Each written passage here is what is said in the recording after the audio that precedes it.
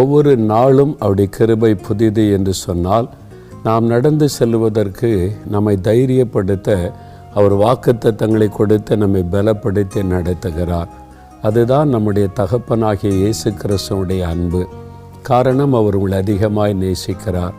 ஒரு தகப்பன் பிள்ளையை நேசித்து கரம் பிடித்து நடத்துவதைப் போல நம்மை நடத்துகிற ஒரு நல்ல ஒரு தகப்பன் அவர். உங்களுடைய பிரச்சனை தெரியும், போராட்டம் தெரியும், நெருக்கம் தெரியும், உங்களுடைய பலன் அவருக்கு தெரியும், பலவீனம் அவருக்கு தெரியும். அதனால தான் அப்போதைக்கு அப்போது நம்மை பலப்படுத்தி தைரியப்படுத்தி நம்மை நடத்துகிறார். இது கடைசி காலம். கடைசி காலம் என்றால் உபத்திரவு பாடுகளை நிறைந்த ஒரு காலம். அப்படி தான் இருக்கும். ஆனால் தேவன் நமக்கு பலனையும் புதிய கிருபைகளை தந்து அதை தாண்டி செல்ல உதவி செய்கிறார். அதனால தான் ஆண்டவர் ஒவ்வொரு சேஷ வாக்குத்தத்தம் கொடுத்து, என் பிள்ளைகளை பயப்படாதருங்க, நான் கூட இருக்கிறேன்னு சொல்லி நடத்துகிறார். இந்த நாளிலும் ஆண்டவர் உங்களுக்கென்று வைத்திருக்கிற அந்த ஆசீர்வாதமான வாக்கு என்ன என்று அறிந்து கொள்ள தாகத்தோடு இருக்கிறீங்களா? நான் அதற்காக ஜெபித்த போது ஆண்டவர் ஒரு வார்த்தையை கொடுத்தார். 34ஆம் சங்கீதம் 19வது வசனம். 34ஆம் சங்கீதம் 19வது வசனம். நீதிமானுக்கு வரும் துன்பங்கள் அநேகமாயிருக்கும், கர்த்தர் அவைகள் எல்லாவற்றிலும் நின்று அவனை விடுவிப்பார். துன்பங்கள் அநேகமாயிருக்கும், ஆனால் அவர் விடுதலை தருவார். துன்பங்கள் அதிகமா அப்படின்னு நினைக்கிறீங்களா? நம்ம வாழ்கிற இந்த உலகத்தில் துன்பங்கள், துயரங்கள், பாடுகள் நிறைந்ததாகத்தான் இருக்கிறது. எந்த மனிதனை எடுத்துக்கொண்டாலும் துன்பத்தின் பாதையில், பாடுகள் உபத்திரவத்தின் பாதையில் செல்வதைத்தான் பார்க்கிறோம். வியாதி ஒரு பக்கம், குடும்பத்துக்குள்ளே பிரச்சனை ஒரு பக்கம், வேலை செய்கிற இடத்துல, பிஸ்னஸ் செய்கிற இடத்துல, ஊழியம் செய்கிற இடத்துல பலவிதமான நெருக்கங்கள், இழப்புகள், நிந்தைகள், இப்படி பலவிதமான துயரங்கள். ஒவ்வொருவரும் சந்திக்கிற துயரங்களும் பிரச்சனைகளும் வித்தியாசமானவைகள். ஆனால் எல்லாருமே பிரச்சனை சந்தித்து தான் வாழ்கிறோம். ஆண்டவர் சொல்லுகிறார், துன்பங்கள் அநேகமாக இருக்கும். ஏன்னா இது கடைசி காலம். சாத்தானுக்கு கொஞ்ச காலம் இருக்கிறதுனால தீவிரமாய் தேவ பிள்ளைகளை அவன் எதிர்ப்பான், தாக்குவான், பிரச்சனை உண்டாக்குவான்.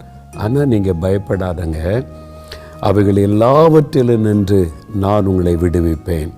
இன்றைக்கு துயரத்தின் பாதையில் போகிறீங்கல்ல, இன்றைக்கு அவர் விடுதலை தருவார். நீங்கள் வெட்கப்பட்டு போக, சோர்ந்து போக, முடக்கப்பட்டு போக அவர் விட மாட்டார். நான் கடந்து வந்த இந்த ஊழிய பாதையில் 50 வருஷங்கள் ஆகிவிட்டதை நான் ஊழியத்துக்கு என்னை அர்ப்பணித்து 1974வது வருஷம் முழுநேர ஊழியத்திற்கென்ற அந்த ஆர்டர் அழைத்து ஒப்பு கொடுத்தேன். நடத்தி வந்த பாதையில் உபத்திரவம் இல்லாத காலமே இல்லை. நெருக்கங்கள், நிந்தைகள், பாடுகள் இன்றைக்கு வந்ததல்ல. ஊழியத்தின் ஆரம்ப காலத்திலிருந்தே இதை நான் சந்தித்து வருகிறேன். இன்றைக்கு வரைக்கும் அது முடிவடையவில்லை. அது ஊழியத்தின் முடிவு வரைக்கும், என் ஓட்டத்தை முடிக்கும் வரைக்கும், ஆண்டவருடைய வருகை வரைக்கும் இருந்து கொண்டு தான் இருக்கும். ஆனால் ஆண்டவர் என்னை தோல்வி அடைய விடவில்லை, வெட்கமடைய விடவில்லை, பலப்படுத்தி தைரியப்படுத்தி நடத்தி கொண்டே இருக்கிறார். அதனால் இந்த பாடுகளை கண்டு சோர்ந்து போகாதுங்க. அப்போ என்ன செய்வது? இந்த துன்பம், நெருக்கம், உபத்திரவம் இவைகளை என்ன செய்வது? அதற்கு ஒரு வழி இருக்கிறது. ஒரு 3 காரியத்தை நான் வேத வசனத்தின் மூலமாகவும் ஆண்டவரிடத்திலிருந்தும் அறிந்து கொண்ட காரியத்தை உங்களுக்கு சொல்லி கொடுக்கிறேன். அதை பின்பற்றுங்க, நீங்கள் ஆசீர்வாதமான மாற்றங்களை காண்பீர்கள். முதலாவது என்ன செய்யணும்னா, துன்பங்களுக்காக ஆண்டவரை துதிக்க வேண்டும். துன்பங்களுக்காக துதிக்கணுமா? ஒரு நன்மை நடந்தால், வெற்றி வந்தால், சுகம் உண்டானா துதிக்கலாம். வியாதி வந்திருக்கு, பிரச்சனை வந்திருக்கு, இழப்பு வந்திருக்கிறது, நெருக்க வந்திருக்கு, எப்படி துதிப்பது? ஆண்டவருக்கு தெரியாமல் ஏதாவது வருமா? வராதில்லை. அது மாத்திரம் இல்லை, இயேசு என்ன சொல்லியிருக்கிறார்? ஆண்டவருடைய வார்த்தை என்ன சொல்லுது? நீதிமான்களுக்கு ஒரு துன்பங்கள் அநேகமாக இருக்கும். அப்போ நம்ம நீதிமான். யார் நீதிமான்? இயேசுவின் இரத்தத்தினால் கழுவப்பட்டவங்க தான் நீதிமான்கள். அவருடைய ரட்சிப்பை பற்றி இயேசுவை பின்பற்றாங்கல்ல, அவங்க நீதிமான்கள். அவர்களுக்கு வரக்கூடிய துன்பம் அதிகமாக இருக்கும் என்று ஆண்டவர் சொல்கிறார். அப்போ துன்பம் வந்தால் என்ன அர்த்தம்? நீங்கள் இயேசுக்குள்ளே நீதிமானாக இருக்கிறீங்க. இதுதானே பெரிய பாக்கியம். ஒரு மனிதன் பாவம் செய்து வாழ்ந்திருப்பதை காட்டிலும் நீதிமானாய் வாழ்ந்து பாடுகள் மத்தியிலே போவது தான் பாக்கியம். அதை அறிந்து கொள்ளுங்கள். பாவம் செய்த துன்மார்க்கத்தில் வாழ்ந்து சுகபோகமாய் வாழ்வதை காட்டிலும் பாடுகள் உபத்திரவத்தின் மத்தியில் நீதிமானாய் வாழ்வது தான் பாக்கியம். இதை மனதிலே கொண்டு இந்த உபத்திரவன் துன்பங்களுக்காக ஆண்டவரை நீங்கள் துதிக்க வேண்டும், ஆண்டவருக்கு நன்றி சொல்ல வேண்டும். என்றால் ஆண்டவருக்கு தெரியாமல் எதுவும் நடக்காது. ஆண்டவர் நடத்தி கொண்டு வந்து ஆசீர்வதித்த தெய்வ மனுஷருடைய வாழ்க்கையெல்லாம் பாருங்கள். தாவீது அவர் சொல்லுகிறார் பாருங்கள், இதே சங்கீதத்தை இது எழுதினதே அவர் தான். 34:1 கர்த்தரை நான் காலத்திலும் ஸ்தோத்தரிப்பேன், அவர் துதி எப்போதுமே என் வாயிலிருக்கும். எப்போ அதனுடைய இன்ட்ரோடக்ஷனை வாசித்து பாருங்கள். பாடுகள் துன்பங்கள் உபத்திரவத்தின் மத்தியில் இருக்கும்போது நான் கர்த்தரை காலத்தில் ஸ்தோத்தரிப்பேன் என்று சொல்லுகிறார். அந்த மாதிரி யோபு பாருங்கள், அவர் நீதிமான், கர்த்தரால் சாட்சி பெற்றவர். எவ்வளோ துன்பம் வந்தது, வியாதி வந்தது, இழப்பு வந்தது, நிந்தை வந்தது, அவமானம் வந்தது, சிறுமை வந்தது. அவ்வளோ பாடுகள் மத்தியில் போனாலும் கர்த்தருக்கு ஸ்தோத்திரம். கர்த்தர் கொடுத்தார், கர்த்தர் எடுத்தார், ஸ்தோத்திரம் ஆண்டவர் துதித்தார்ல. ஆண்டவரை துதிக்க பழகணும். எல்லா நிலைமையிலும் ஆண்டவரை துதிக்க நம்ம பழகணும். இந்த துன்பத்திற்காய் ஸ்தோத்திரம், நிந்தைகளுக்காய் ஸ்தோத்திரம், பாடுகளுக்காய் ஸ்தோத்திரம், உபத்திரவத்திற்காய் ஸ்தோத்திரம். நீ மனதார ஒரு துதித்து பாருங்கள், உங்களுடைய உள்ள சோர்ந்து போகாது.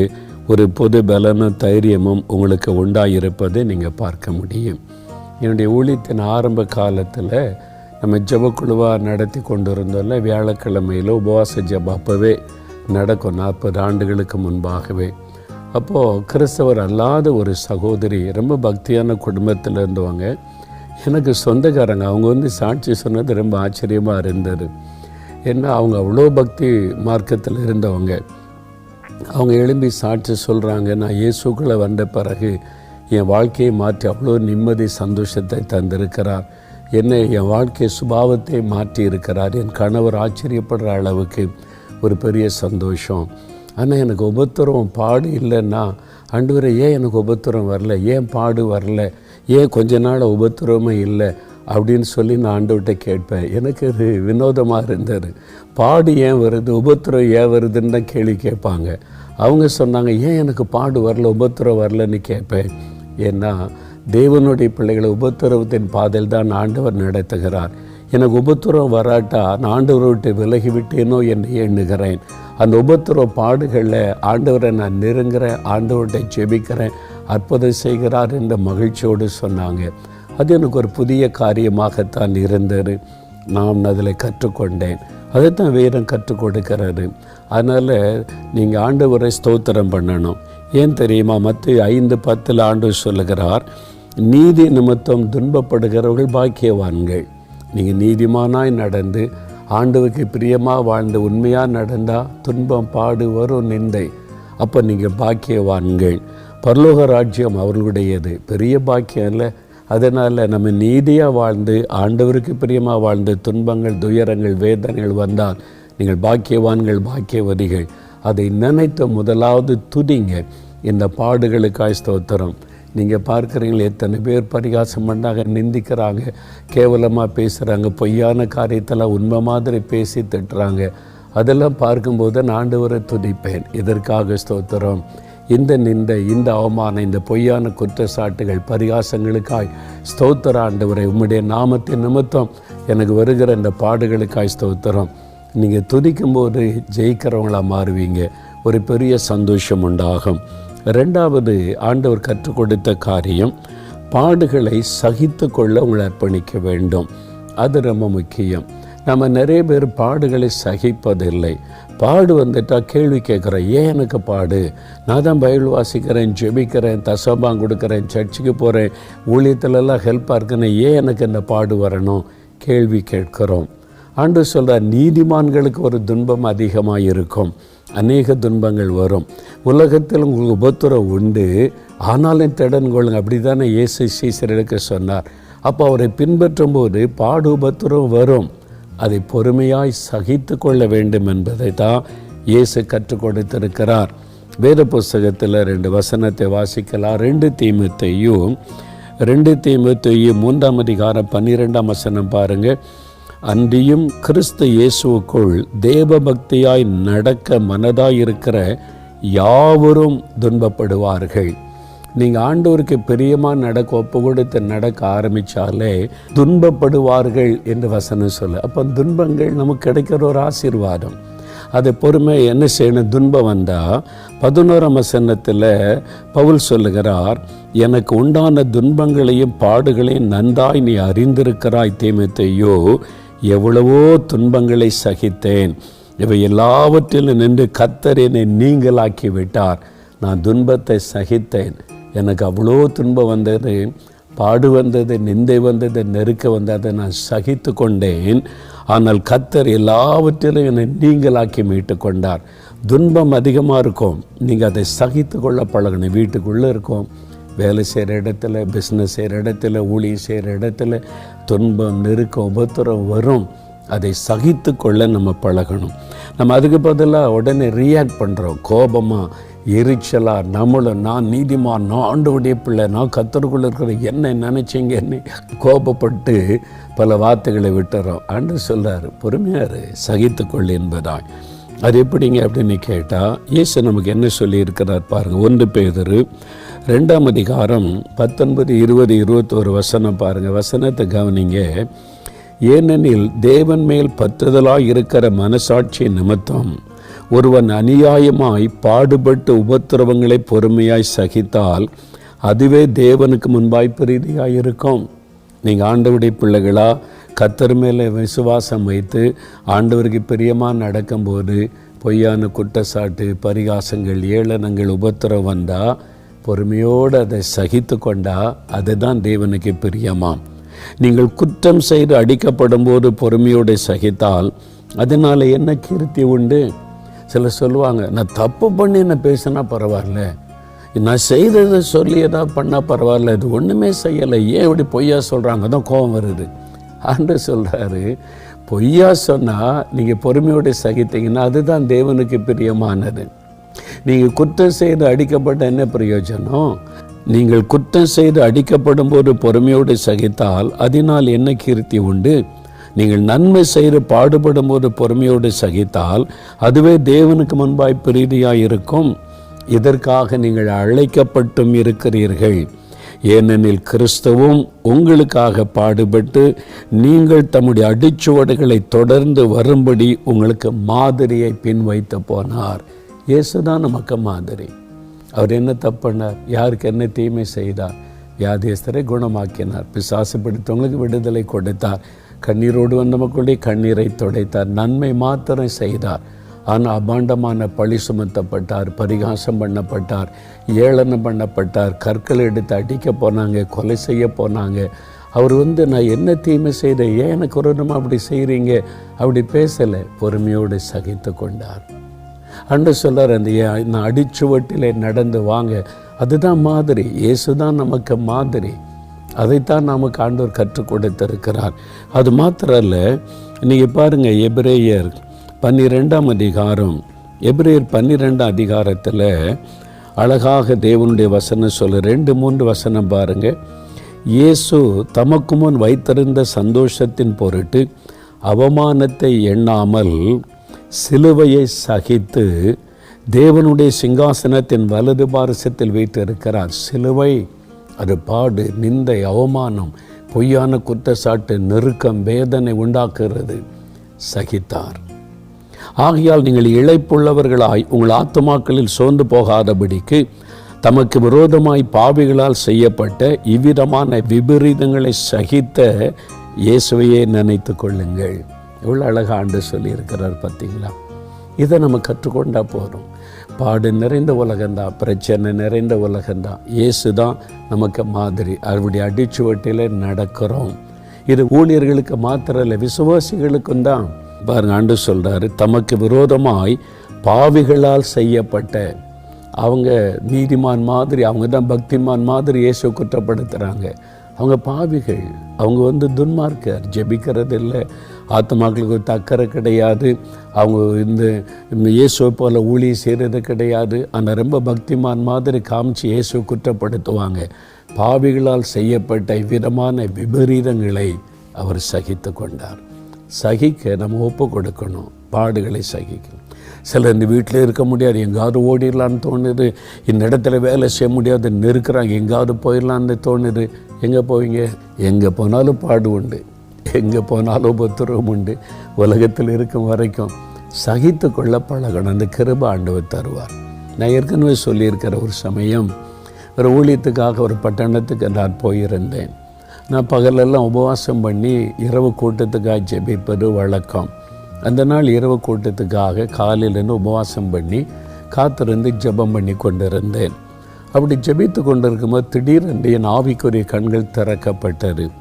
அதுக்கு முன்னால் நான் இப்படி ஒரு காட்சியை பார்த்ததே இல்லை. இயேசுடைய முதுகு வாரினால் அடிக்கப்பட்டு அப்படியே கிழிக்கப்படுகிறது. வாரினால் அடித்து சதை கிழிக்கப்படுகிறது, ரத்தம் வருகிறது.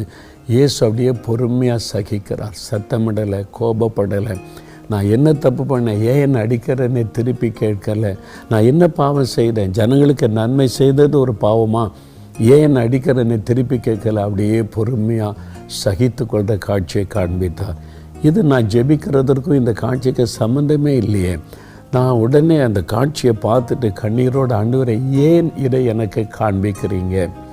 நான் இன்றைக்கி கூட்டத்துக்காக ஜெபிக்கிறேன், திடீர்னு இதை காமிக்கிறீங்க, ஏன் ஆண்டவரே? அப்போ ஆண்டவர் பேசினார், மகனே, நான் பாடுகளை சகித்தேன்.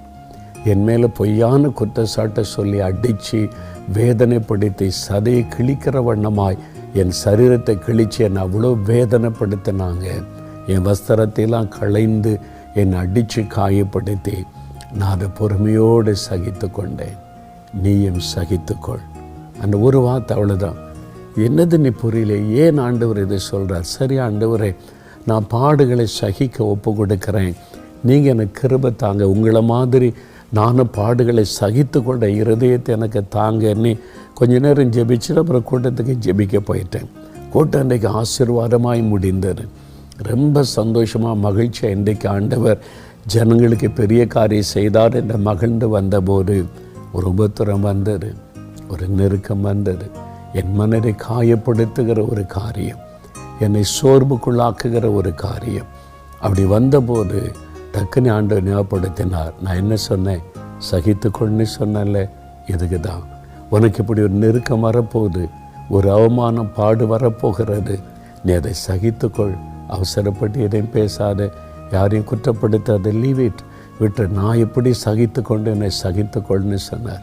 சரி ஆண்டவரே, கிருபை தாரும், சகித்து கொள்ள கிருபை தாரும், இந்த பாடுகளை சகித்து கொள்ள கிருபை தாரும். அதுதான் ஆண்டவர் எனக்கு கற்றுக் கொடுத்த காரியம். உபத்திரவத்திலே தேவன் நமக்கு கற்றுக் கொடுக்கிற காரியம், என் மகனே மகளே, சகித்துக்கொள். கொஞ்ச நாள். எவ்வளோ நாள் சகிக்கிறது?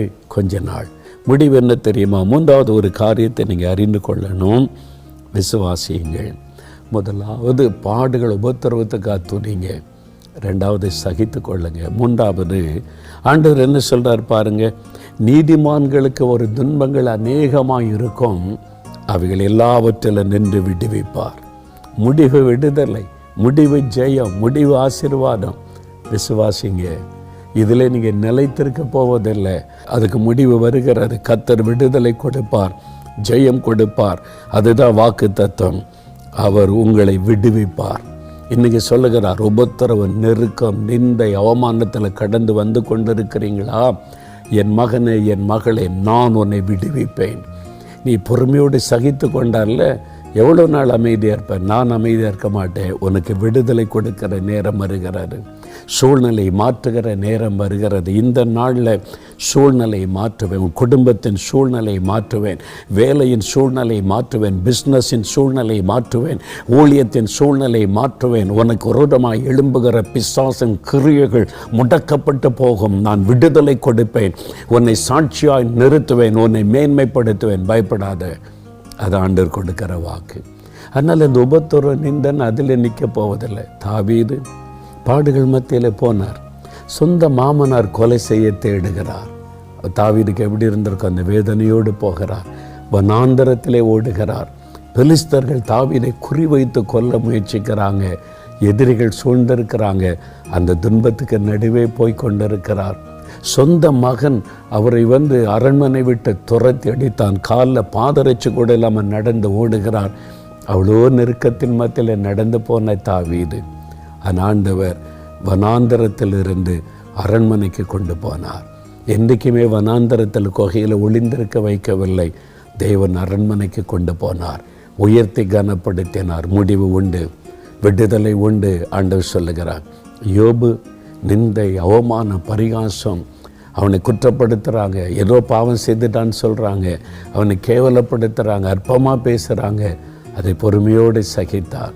முடிவு 2 மடங்கு ஆசீர்வாதம். தேவன் அப்படியே விட்டு விடவில்லை, 2 மடங்கு ஆசீர்வாதம். எல்லாத்துக்கும் முடிவு உண்டு. உங்களுடைய பாடுகள், உபத்திரவ, நிந்தை, நெருக்கங்களுக்கு முடிவு உண்டு. முடிவு 2 மடங்கு ஆசீர்வாதம். சோர்ந்து போகாதங்க. பிரியமானவர்களே, உங்களுக்கே தெரியும், அநேக வருஷத்துக்கு முன்னால் நான் ஒரு சின்ன ஹாலுக்குள்ளே இருக்கிற ஊழியக்காரங்களுக்கு தேசத்தின் காரியத்தை விளக்கி சொன்னேன். நான் எந்த மதத்தையோ எந்த மதத்தினர் நம்புகிற கடவுளையோ நான் குற்றப்படுத்தி அவங்களுடைய பக்தியை குற்றப்படுத்தியோ அவங்களை வேதனைப்படுத்தும்படி நோக்கத்தோடு பேசவில்லை. நான் பேசினது கிறிஸ்தவ ஊழியக்காரங்களுக்கு தேசத்தினுடைய நிலைமை சொல்லி எப்படி ஜெபிக்கணும், எதெல்லாம் கவனத்தில் கொண்டு ஜெபிக்கணும்னு விளக்கி சொன்னேன். அதை சில வருஷம் கழித்து அதை யாரோ எடுத்து, நாங்கள் போடவில்லை, வெளியெடுத்து அதை முன்னால் பின்னால் கட் பண்ணி பாருங்கள், மோகலாசஸ் எல்லாரையும் குற்றப்படுத்துகிறார், இந்த மதத்தை அந்த மதத்தை, அவங்களெல்லாம் பொய்யான ஒரு காரியத்தை ஜோடித்து வெளியிட்டாங்க. அதை வெளியிட்டவங்களுக்கே தெரியும். என்ன முழு வீடியோ பார்த்தா உண்மை என்ன நோக்கத்தோடு பேசினேன், யாருக்கு பேசினேன் என்பது தெரிஞ்சிடும். அதனால் இங்கே அங்கே கட் பண்ணிவிட்டு அதை வச்சு என்னென்னோ பேசுகிறாங்க. அவங்களுக்கு விளம்பரம் வேணும்ல, அதனால் என்னென்னோ பேசினாங்க குற்றப்படுத்தி. நான் அதை யாரையும் குற்றப்படுத்தி கேவலப்படுத்தி பேசினது இல்லை, ஆனால் பொய்யானதை கொண்டு வந்தாங்க. அதனால் எவ்வளோ நிந்தை, நெருக்கம், பிரச்சனை சந்திக்க வேண்டியது இருந்தது. அதனால் பயமுறுத்துகிற காரியெல்லாம் நடந்தது. ஆண்டவர் சொன்னார், பயப்படாத, நான் கூட இருக்கிறேன்.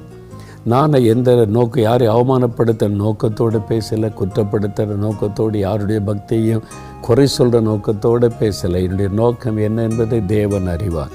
அதை வெளியிட்டவங்களுக்கு தெரியும். ஆனால் என்னை அவமானப்படுத்தணும், கேவலப்படுத்திட்டு அவங்க நினச்சாங்க. ஆனால் என்ன நடந்து தெரியுமா? அதன் பிறகு தான் 4 மாடி பிரபலமானது. எல்லாரும் கவனிக்க ஆரம்பித்தாங்க. கிறிஸ்தவர் எல்லாரும் கூட, யார் இது, இந்த 4 மாடி எங்கே இருக்குது, இவர் என்ன பேசுகிறாரு, அப்போ கவனிக்க ஆரம்பித்தாங்க. 4 மாடிக்கு வர ஆரம்பித்தாங்க. விளைவு என்ன தெரியுமா? கிறிஸ்தவர் அல்லாதவங்க திரளாக வர ஆரம்பிச்சிட்டாங்க, திரளாக ஜெபிக்க வர ஆரம்பிச்சிட்டாங்க. அவங்க எல்லாத்தையும் கவனித்தா, இல்லையே அவருக்கு அந்த மாதிரி நோக்கம் இல்லை, அப்படி இல்லையே, இது ஏதோ அவரை குறித்து தவறான செய்தின்னு இப்போ நிறைய மக்கள் கிறிஸ்தவர் அல்லாத மக்களை மேலே ரொம்ப மரியாதையும் அன்பும் காட்டுகிறார்கள். நிறைய 4 மாடிக்கு தேடி வருகிறார்கள். பிரபலமானவங்க கூட வர்றாங்க. ஆண்டவர் சொன்னார், தீமையை நன்மையாய் மாற்றுகிற தேவன். உன்னை அவமானப்படுத்த நினைச்சாங்க, அதை நான் ஆசீர்வாதமாய் மாற்றி இருக்கிறேன். அதன் பிறகுதான் 4 மாடி பிரபலமாகி திரளான ஆத்துமாக்கள் அதன் பிறகுதான் ஆண்டவர் பக்கம் திரும்ப ஆரம்பித்தார்கள். அதை பார்த்து அந்த நிந்தை நெருக்கத்துக்காக தேவனை துதிக்கிறேன். நீதிமான்களுக்கு ஒரு துன்பம் அநேகமாயிருக்கும், ஆனால் கர்த்தர் எல்லாவற்றையும் விடுவிப்பார். முடிவு நன்மையாக இருக்க உங்களுக்கும். இன்றைக்கு உங்களை குற்றப்படுத்தலாம், கேவலப்படுத்தலாம், தேவன் உங்களை வெட்கப்பட விட மாட்டார். சீக்கிரத்தில் விடுதலை, சீக்கிரத்தில் மாற்றம், சீக்கிரத்தில் சூழ்நிலைகள் மாறும். நீங்கள் அதே இடத்துல மேன்மைப்படுத்தப்படுவீங்க, கனப்படுத்தப்படுவீங்க. ஆண்டவர் சொல்லுகிறான், நீதிமான்களுக்கு ஒரு துன்பம் அநேகமாக இருக்கும், ஆனால் சீக்கிரத்தில் விடுதலை. விசுவாசிக்கிறீங்களா? இயேசு அடிக்கப்பட்டார், நொறுக்கப்பட்டார், அவமானப்படுத்தப்பட்டார், சிலுவையை சகித்தார். எவ்வளவு நாள், எவ்வளவு நேரம்? வாழ்நாள் முழுது சிலுவையில் தொங்கிட்டு இருக்காரு. 3ஆவது நாள் மரணத்தை ஜெயித்து உயிரோடு எழுந்தார். உலகமே ஒரு பக்கமாய் திரும்பி, இன்றைக்கு உலகம் முழுவதிலும் அதிகமான மக்கள் விசுவாசிக்கிற ஒரு ஆண்டவர் இயேசு கிறிஸ்து. அந்த பாடுகளின் விளைவு. அதனால் என்றைக்குமே நீங்கள் சிலுவையில் தொங்கி கொண்டு இருக்க போவதில்லை, என்றைக்குமே நீங்கள் வாரடிப்பட்டு கொண்டு இருக்க போவதில்லை. ஒரு முடிவு உண்டு. விசுவாசத்தோடு சொல்லுங்கள், ஆண்டவருடைய வாக்குத்தத்தத்தை விசுவாசிங்க. முதல் ஆண்டவரே, இந்த துன்பங்களுக்காய் ஸ்தோத்திரம்னு துதிங்க. சகித்து கொள்கிற இருதயத்தை தாருன்னு கேளுங்க. நான் விசுவாசிக்கிறேன், இந்த நிலைமை மாறுன்னு விசுவாசிக்கிறேன் அறிக்கையிடுங்க. அற்புதத்தை காண்பீங்க. ஜெபிக்கலாமா? அப்படியே கண்களை மூடுங்க. அப்படியே தேவ சமூகத்தில் ஆண்டவருடைய வார்த்தையை கண் முன்னால் நிறுத்துங்க. நீதிமான்களுக்கு வரும் துன்பங்கள் அநேகமாயிருக்கும். என் மகனே, என் மகளே, என் இரத்தத்தினால் கழுவப்பட்டு என்னை பின்பற்றுகிற என் பிள்ளைகள், நீதிமான்கள் ஆக்கப்பட்ட என் பிள்ளைகளுக்கு வர துன்பங்கள் அநேகமாக தான் இருக்கும். நிந்தை, நெருக்கம், அவமானம், பாடுகள், உபத்திரவங்கள் எல்லாம் இருக்கும். சொந்த போகாத, பயப்படாத. நீ நீதிமானாய் இருக்கிறதுனால இந்த பாடு. நீ என் இரத்தத்தினால் கழுவப்பட்டு என்னை பின்பற்றுவதனால இந்த பாடு. ஸ்தோத்திரம் பண்ணு, துதி என்று ஆண்டவர் சொல்கிறார். நல்ல துதிங்க. இந்த நிந்தைக்காய் ஸ்தோத்திரம், இந்த அவமானத்திற்காய் ஸ்தோத்திரம், பாடுகளுக்காய் ஸ்தோத்திரம், நெருக்கத்திற்காய் ஸ்தோத்திரம். ஆண்டவரே, நான் நீதிமானாக்கப்பட்டபடியால், உம்முடைய இரத்தத்தினால் கழுவப்பட்டபடினால் தான் எனக்கு இந்த பாடுகள். அதற்காக ஸ்தோத்திரம். உமக்கு ஊழிய செய்கிறதுனால தானே எனக்கு இந்த பாடு, நிந்த, அவமானம். அதற்காய் ஸ்தோத்திரம். நான் பாக்கியவான், பாக்கியவதி. அதற்காய் ஸ்தோத்திரம், ஸ்தோத்திரம், ஸ்தோத்திரம். எல்லா பாடுகள், நிந்தை, நெருக்கங்களுக்காக மனதாரமை துதிக்கிறேன். நல்ல துதிங்க, வாய் திறந்து துதிங்க. நீங்க துதிக்க துதிக்க சாத்தான் வெட்கப்பட்டு கொண்டிருக்கிறான், பிசாசு வெட்கப்பட்டு போகிறான். ஆண்டவருடைய உள்ள மகிழுகிறது. துதிங்க. அது மாத்திரல்ல, பாடுகளை சகிக்க ஒப்பு கொடுங்க. ஆண்டவரே, நீங்க சிலுவையை சகித்தீங்க, வார அடியை சகித்தீங்க, நிந்தை, அவமானத்தை சகித்தீர்கள். அந்த சகித்து கொள்ளுகிற இருதயத்தை எனக்கு தாரும். பாடுகளை சகிக்கிற, உபத்திரவத்தை சகிக்கிற இருதயத்தை தாரும். நான் முறுமுறுக்க கூடாது, கோபப்படக்கூடாது, யார் மேலே எரிச்சல் படக்கூடாது. ஆண்டவரே, நான் பொறுமையாய் சகித்து கொள்ளுகிற இருதயத்தை எனக்கு தாரும். உம்மை போல சகித்து கொள்ள கிருபை தாரும், கிருபை தாரும், பலன் தாரும், எனக்கு தாரும். ஆண்டவரே, ஜெபிக்க ஜெபிக்க ஆவியானவர் பலப்படுத்துகிறார், கிருபை தருகிறார், சகித்து கொள்ளுகிற இருதயம் தருகிறார். அடுத்த ஆண்டவர் சொல்கிறார், விசுவாசி மகனே, விசுவாசி மகளே, நான் விடுதலை கொடுப்பேன், ஜெயம் தருவேன், சூழ்நிலைகளை மாற்றுவேன், எல்லாவற்றிலும் நின்று நான் விடுவிப்பேன். உனக்கு வரக்கூடிய அத்தனை துன்பங்கள், துயரத்தில் இருந்து உனக்கு விடுதலை தருவேன். நீதிமான்களுக்கு ஒரு துன்பங்கள் அநேகமாயிருந்தாலும் அவைகள் எல்லாவற்றிலும் நின்று நான் விடுவிப்பேன். உன் வீட்டுக்குள்ள, ஆபீஸில், பிஸ்னஸில், ஊழியத்தில், எங்க உபத்திரம் வந்தால் அத்தனை காரியத்தில் உனக்கு விடுதலை. பயப்படாத, விசுவாசத்தோட சொல். இப்பொழுது இயேசுவின் நாமத்தில் விடுதலை என்று சொல். இயேசுவின் நாமத்தில் எல்லாவற்றிலும் வெற்றி என்று சொல். தகப்பனை, யார் யார் இப்பொழுது உம்மை துதிக்கிறாங்களோ, பாடுகளை சகித்துகள் ஒப்பு கொடுக்கிறாங்களோ, ஒவ்வொரு பிள்ளைகளுக்கு விடுதலை உண்டாகட்டும். இயேசு கிறிஸ்துவின் நாமத்தினாலே இந்த உபத்திரவம், நெருக்கத்தில் இந்த விடுதலை உண்டாகட்டும். இந்த வியாதியின் வல்லமை இயேசுவின் நாமத்தில் விலகட்டும். இந்த பயத்தின் ஆவி, சோர்வை கொண்டு வருகிற ஆவி இயேசுவின் நாமத்தில் விலகி ஒரு மெய்யான விடுதலை அவருடைய உள்ளத்திலே உண்டாகட்டும். சரீரத்திலே விடுதலை உண்டாகட்டும். குடும்பத்துக்குள்ளே சமாதானத்தை கெடுக்கிற ஆவிகள் விலகட்டும். வீட்டுக்குள்ளே சமாதான, சந்தோஷம் உண்டாகட்டும். இயேசுவின் நாமத்தில் விடுதலை உண்டாகட்டும். விடுவிப்பேன் என்று சொன்னீரே, சகல காரியத்திலும் விடுதலை. கடன் பிரச்சனையில் இந்த விடுதலை, வறுமையில் இந்த விடுதலை, நிந்தைகள், நெருக்கத்தில் இந்த விடுதலை. தடைப்பட்டிருக்கிற நன்மைகள் வாய்க்கட்டும். குழந்தை செல்வங்கள் உருவாகட்டும். கடன் பிரச்சனை நீங்கி செல்வ செழிப்பு உண்டாகட்டும். வேலைக்கு வழி திறக்கப்படட்டும். இயேசுவின் நாமத்தில் எல்லா துயரங்களில் இந்த விடுதலை உண்டாகட்டும். ஊழியத்தில் காணப்படுகிற நிந்தைகள், நெருக்கங்கள், போராட்டத்தில் விடுதலை உண்டாகட்டும். வேலை செய்கிற இடத்தில் விடுதலை, பிசினஸில் ஒரு விடுதலை. ஆண்டவரே, சகல காரியத்திலும் எல்லா துயர துன்பத்தில் இந்த விடுதலை இயேசுவின் நாமத்தில் உண்டாகட்டும். இவர்களை மடக்க நினைக்கிற, முடக்க நினைக்கிற போராத சாத்தானுடைய வல்லமையில் இந்த விடுதலை, அந்த சத்துரு கொண்டு வரக்கூடிய நெருக்கத்தில் இந்த விடுதலை, இந்த நாள் முதல் இந்த விடுதலை உண்டாகட்டும். சகல உபத்திரவத்தை இந்த விடுவிப்பேன் என்ற வாக்குத்தத்தம் நிறைவேறட்டும் இயேசுவின் நாமத்தில். இன்று முதல் இந்த மாற்றத்தை உம்முடைய பிள்ளைகள் காண்பார்களாக. இந்த மாதத்தில் ஒரு பெரிய விடுதலை, வெற்றியும் கண்டுமை துதிக்கட்டும். 2 மடங்கு ஆசீர்வாதம் உண்டாகட்டும், உயர்வு உண்டாகட்டும். கர்த்தரப்படி அற்புதம் செய்து விட்டதற்காய் ஸ்தோத்திரம், ஸ்தோத்திரம், ஸ்தோத்திரம். வந்த அநேக துன்பங்களுக்காக ஸ்தோத்திரம். அவைகள் எல்லாவற்றிலும் நின்று விடுதலை தருகிறதற்காய் ஸ்தோத்திரம். நாங்கள் விசுவாசத்தோடு இதை பெற்றுக்கொள்கிறோம். நாங்கள் அதற்காக உம்மை துதிக்கிறோம். இயேசு கிறிஸ்துவின் நாமத்தில் ஜெபிக்கிறோம் பிதாவே. ஆமென்.